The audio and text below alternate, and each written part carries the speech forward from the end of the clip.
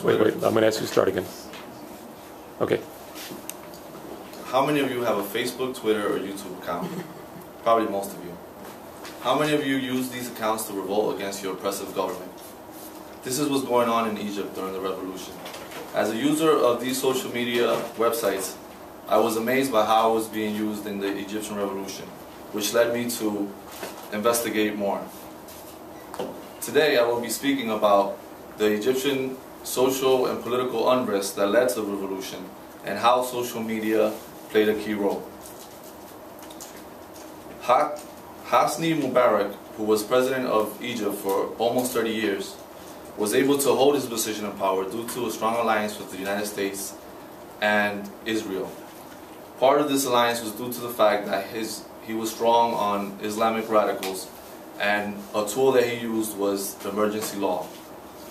He maintained the country under emergency law for his whole tenure.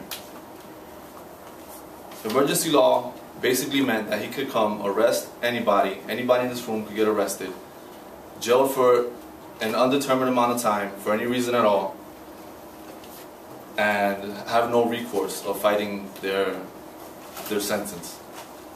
It also meant that he could censor the media and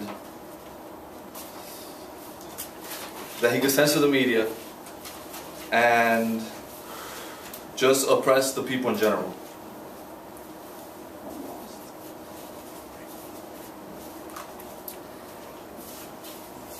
This, along with growing reports of corruption and poverty, grew the frustration of the Egyptian people.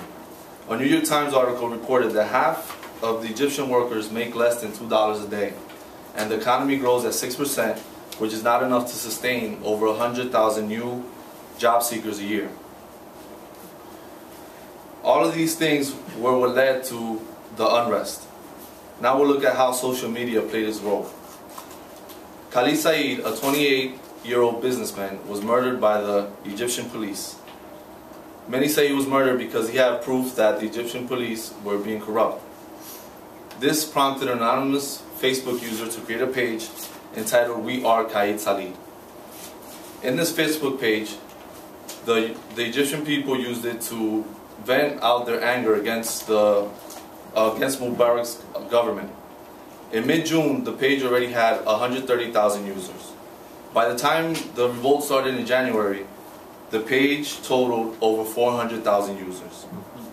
This and many pages like it were used to coordinate and to organize mass protests. Along with videos being uploaded on YouTube, which allowed Egypt to show the world of their unrest, it granted them international support from everyday people around the world. During approaching the end of the revolution, the Egyptian government tried to cut off the internet, which they did. But it was unsuccessful because YouTube, Vodafone, and Google made it a way so the Egyptian people could use the phone line to call and still tweet and upload their feeds. Although this was not the first time that there was public unrest against Mubarak, this was the first time that the Egyptian people were successful in ousting him and relinquishing the power of their country. This was in a great part due to social media. Thank you.